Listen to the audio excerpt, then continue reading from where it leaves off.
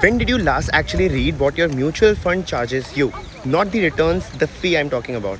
Most of us have never ever once looked, and that number just got a lot harder to hide for the funds.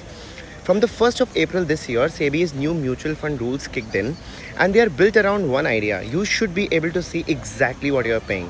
Until now, your fund quoted one blended number, all of us know about it, the total expense ratio, and everything was baked in together.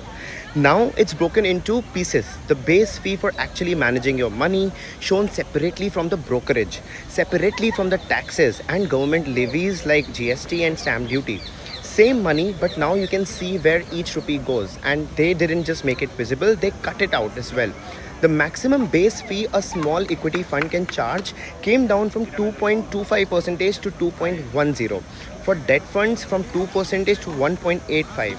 On paper, that sounds tiny. On a SIP you hold for 20 years, it isn't, because cost is the one thing in investing that compounds against you every single year, guaranteed. Two more things worth knowing. First, funds now have to be true to their name. An equity fund has to actually hold the equity it promises. And if the name says one thing while the portfolio does another, they have about 6 months to fix it. Second, they have capped the overlap.